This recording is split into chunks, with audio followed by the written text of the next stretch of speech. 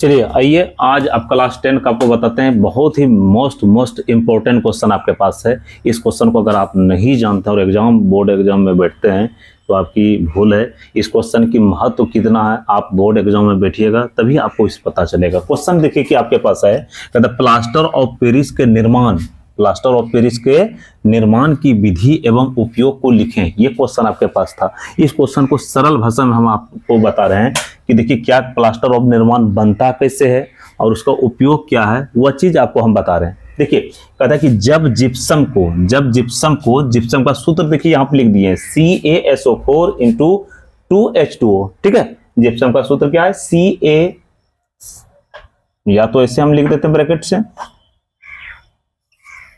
CaSO4 × 2H2O को 120 degree तक सावधानी पूर्वक हम क्या करेंगे, जल्दीबाजी में करेंगे, सावधानी पूर्वक इस सब में करेंगे। सावधानी पूर्वक गर्म करने के फलस्वरूप प्लास्टर ऑफ पेरिस का निर्माण होता है। किसका निर्माण होता है, प्लास्टर ऑफ पेरिस का निर्माण होता है। इसका सूत्र हम आपको लिख दिए हैं। देखिए यहाँ देखिए आपको हम सूत्र यहाँ पे लिख दिया। प्लास्टर ऑफ पेरिस का सूत्र देखिए क्या है, CaSO4 × ½ H2O। ठीक है, CaSO4 × ½ H2O बनता है।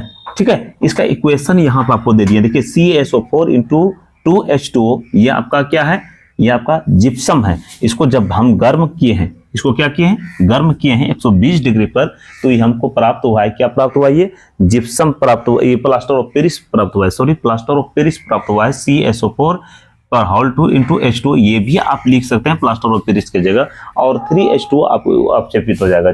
ठीक है, ये हुआ। अब इसका उपयोग हम आपको बता रहे हैं कि पहला उपयोग तो आप बता सकते हैं कि टूटी फूटी हड्डी को जोड़ने में या शैल चिकित्सक के रूप में हम प्रयोग करेंगे। ठीक है, जो बैठाने में जो हड्डी प्रयोग करते हैं, इसका प्लास्टर ऑफ पेरिस का हम निर्माण करते हैं। दूसरा आपको मूर्ति के सांचे बनाने में या मूर्ति के को बनाने में, कई आपका प्लास्टर ऑफ पेरिस का निर्माण हम मूर्ति को क्रिएट करने में भी करते हैं। ठीक है, तो ये दो आपको एग्जाम्पल